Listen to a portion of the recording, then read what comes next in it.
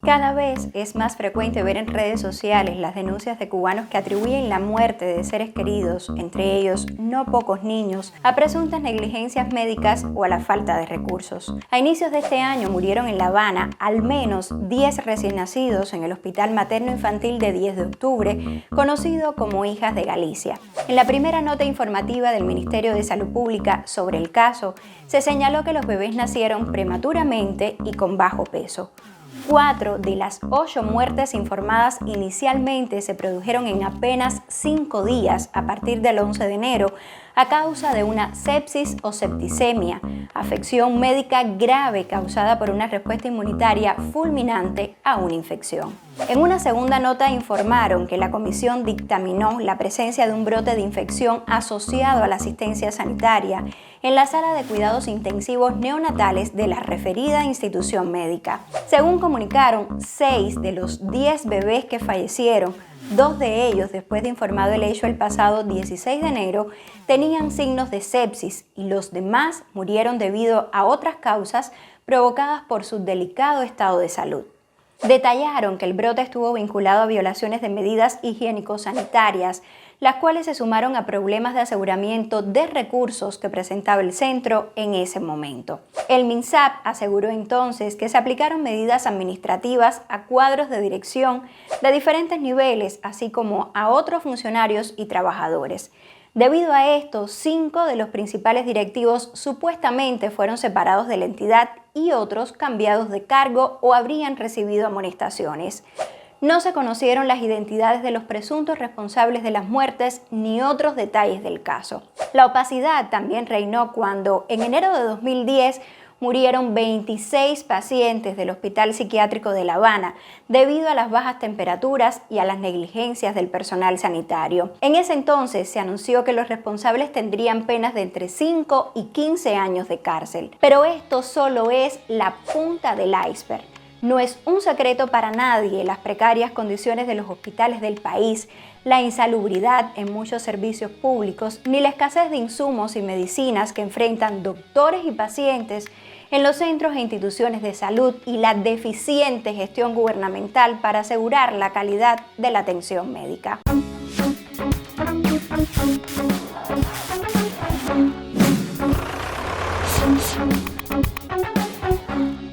El pueblo de Cuba se está muriendo de hambre, de sufrimiento. El pueblo de Cuba está devastado de Díaz-Canel.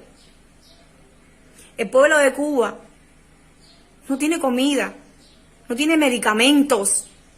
Las madres están desesperadas en internet buscando medicamentos para sus hijos, Díaz-Canel. ¿Dónde está la potencia médica? ¿Dónde está? ¿Dónde está la cubanía aquí? No se multipliquen más porque no hay. A ver, dígame, ¿qué vamos a hacer? Yo necesito que me atiendan a mi hija. Si no lo van a hacer, yo me voy para mi casa. Mi hija, mira que funcionó. Es mandándola para aquí, mandándola para allá. No hay dignidad. Yo quiero que me atiendan a mi hija. Que me diga qué hay que hacer. Diputadas y diputados, para asegurar los principales sectores y programas sociales con prioridad en la salud pública, la educación, la cultura, el deporte, la asistencia y la seguridad social, se destinan gastos por 251.222 millones de pesos, superior en 16.071 millones, lo que evidencia una vez más el marcado carácter social de nuestro presupuesto socialista.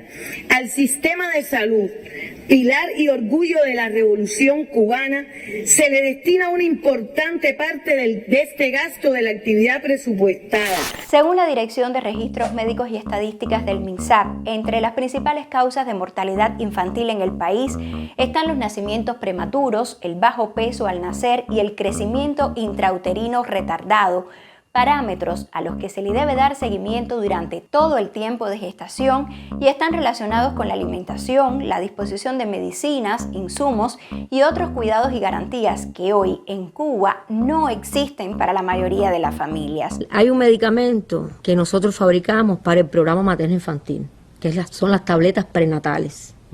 un medicamento fundamental además para las embarazadas. Ese medicamento nosotros no lo hemos podido producir. Tiene 14 componentes en su formulación, 10 son excipientes y 4 son principios activos. Está el ácido fólico, que es fundamental para las embarazadas, tiene la vitamina A, tiene el hierro y tiene el ácido ascórbico o vitamina C.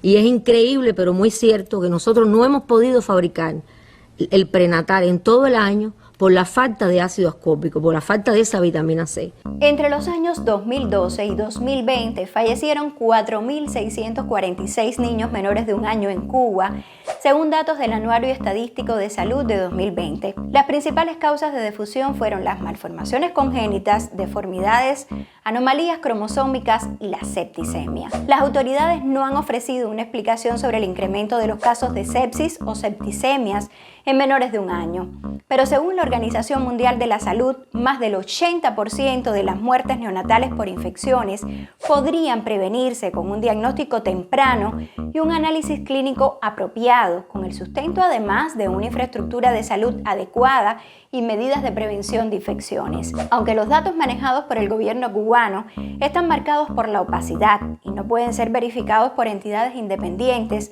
hace apenas 5 años la Organización Panamericana de la Salud, basada en la información oficial, ubicó a la isla en el primer lugar de Latinoamérica en cuanto a la baja mortalidad infantil, con 4.3 por cada 1.000 nacidos vivos. Sin embargo, en 2022 ese número subió a 7.5 fallecidos por cada, con 3.694 nacimientos menos que el año anterior. En 2021 se reportó una tasa de 7.6, la más elevada en décadas.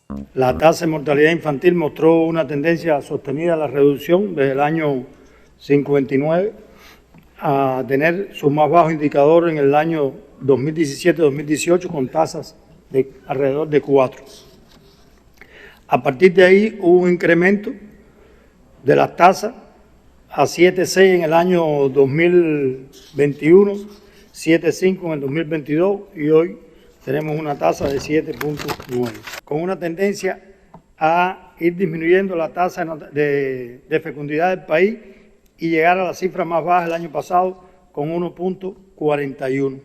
En el país hoy tenemos 2.514.136 mujeres en edad fértil, de ellas 680.340 tienen algún riesgo reproductivo preconcepcional, o sea, un número bastante alto.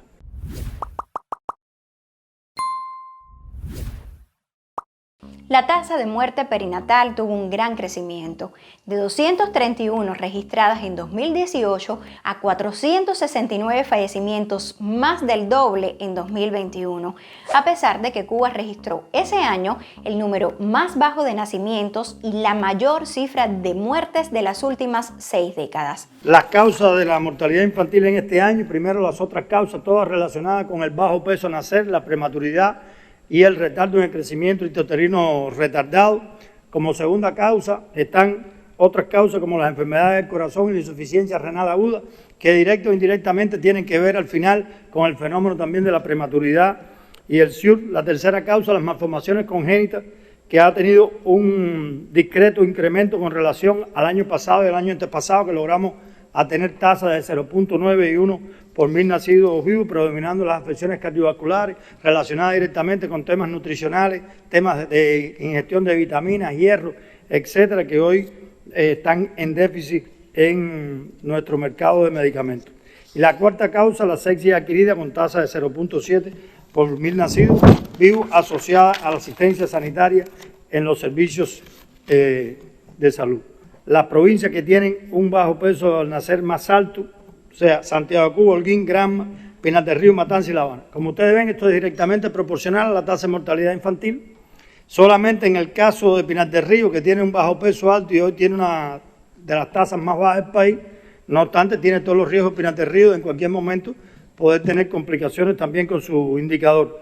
Estas cifras advierten sobre el dramático estado del sistema de salud en el país y la crisis en la administración sanitaria que afecta a los grupos más vulnerables. Mi hijo, que tiene 18 años, se está sintiendo mal hace 2 días, tiene los niveles de azúcar en alto. Hoy fue al policlínico a hacerse un análisis y le dijeron simplemente que no hay jeringuillas. Lo que no hay es vergüenza en este país. La cúpula castrista es la que no tiene vergüenza, los dirigentes son los que no tienen vergüenza.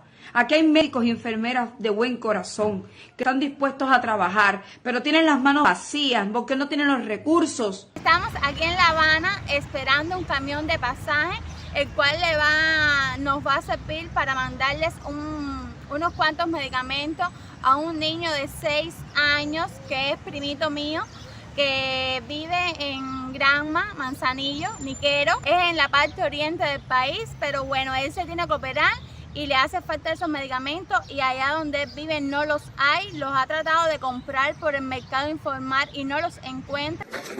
Bueno, está la información de los servicios de salud. Se han realizado en el año 43,4 millones de consultas médicas, 192.000 cirugías. Hay un nivel de faltantes de medicamentos, 281 faltas, 174 medicamentos con cobertura menor a 30 días. Aquí, gradualmente también, recordar que la salud, prácticamente durante los últimos años, la prioridad estuvo enfocada al enfrentamiento a la COVID. No digo las vacunas, digo los gastos del sistema de salud. Y por lo tanto tenemos que ir ahora gradualmente recuperando esos niveles de actividad que estuvieron detenidos en el tiempo. Y el país tiene un alto costo para mantener el sistema de salud pública gratuito. Por lo tanto, hay déficit de recursos, material gastable, hay problemas en el sistema de salud que gradualmente, también por determinados esquemas que hemos estado incorporando, los estamos enfrentando. En marzo de este año, también trascendió en redes sociales que otro bebé falleció en el Hospital Pediátrico de San Miguel del Padrón, conocido como La Balear, en La Habana. La causa de muerte fue un paro respiratorio, según dijo el padre en Facebook. Pero tras denuncias de familiares por presuntas negligencias médicas desde que el bebé ingresó en el centro médico, el oficialismo hizo una nota aclaratoria de la tragedia, en la que aseguraron que se trató de un evento poco frecuente, pero a la vez muy doloroso, y que fueron adecuados todos los procedimientos. Algo que niega la familia. La madre del bebé desmintió la versión difundida por el hospital y señaló errores en esa declaración pública en cuanto a una fecha, inexactitudes en los consentimientos que ella dio e incongruencias con las medicinas que administraron al bebé. A inicios de abril trascendió la denuncia del fallecimiento de una bebé de 10 meses en Alquizar, provincia de Artemisa, tras necesitar una ambulancia que demoró casi 5 horas en llegar, según denunciaron médicos cubanos residentes en el extranjero. El doctor exiliado Lucio Enríquez Nodarse, quien dijo haber contactado a un colega cercano al caso, señaló que se trataba de una bebé sana y con antecedentes de buena salud que comenzó con fiebre y dificultad para respirar. La menor llegó en horas de la mañana al hospital docente Ciro Redondo, pero no hubo ambulancia para trasladarla al Hospital Pediátrico Provincial, de acuerdo a las denuncias. En julio de 2022, una comisión nacional del MINSAP y personal del Programa de Atención Materno-Infantil también habría investigado casos de supuestas sepsis intrahospitalaria neonatal en varios centros médicos de la provincia de Santiago de Cuba. Esta situación habría causado el fallecimiento de más de 60 recién nacidos a lo largo de varios meses, según reportes de medios independientes. Sin embargo, no han trascendido resultados de la supuesta investigación. ¿Estamos ante la peor crisis de la salud pública cubana en las últimas 6 décadas? Esta interrogante encuentra respuestas en la realidad misma, con el deplorable estado de infraestructura médica, la escasez de medicinas, los tratamientos inexistentes y los más de 24.000 profesionales trabajando fuera de la isla en las llamadas misiones médicas, según cifras oficiales de 2022. También es frecuente el pedido de sangre de cubanos en la isla ante una operación quirúrgica. En tanto, en un artículo publicado en 2021 por la ONG Archivo Cuba, se explica que según estadísticas de comercio asequibles en plataformas internacionales, de 1995 a 2019, Cuba exportó unos 794 millones de dólares en productos sanguíneos y unos 566 millones de dólares en productos derivados de glándulas, tejidos y órganos, lucrativo negocio de exportación a partir de 2005. En Cuba, los hospitales obtienen la sangre de manera gratuita y voluntaria en la mayoría de los casos, y los donantes desconocen sus otros usos. Por otro lado, los cubanos advierten sobre la carencia en el país de medicamentos para pacientes oncológicos y con VIH, las roturas de equipos de somatón, quimioterapia. Esto se suma a la consternación de un país que registra un éxodo masivo sin precedentes y tiene una de las cifras más altas del continente en envejecimiento poblacional.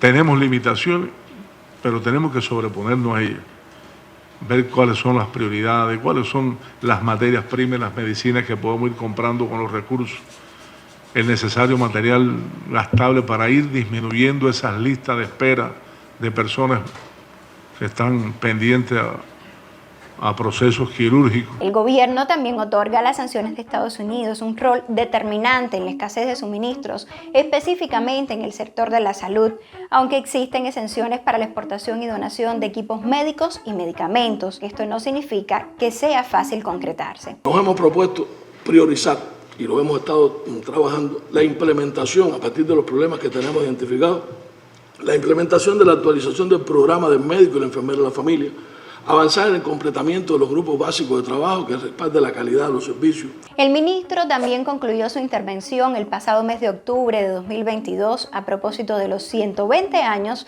de la Organización Panamericana de la Salud, diciendo que Cuba, desde hace 6 décadas, trabaja sin descanso para mantener la salud y la vida. Ponderar sin matices la gestión gubernamental y omitir las historias de negligencias, errores y carencias que han costado vidas ha sido la manera de proceder de quienes gobiernan en Cuba. Así, las autoridades promueven una narrativa en la que el acceso a los servicios de salud es masivo y gratuito gracias a la revolución. Mientras se continúa vendiendo al mundo esta supuesta conquista que habría que agradecer exclusivamente al régimen de Fidel Castro y sus sucesores, en la isla se han precarizado el acceso universal a medicinas, tratamientos e instituciones médicas de calidad, mientras la mayor parte del dinero de inversiones se va a los hoteles y no a las entidades de salud.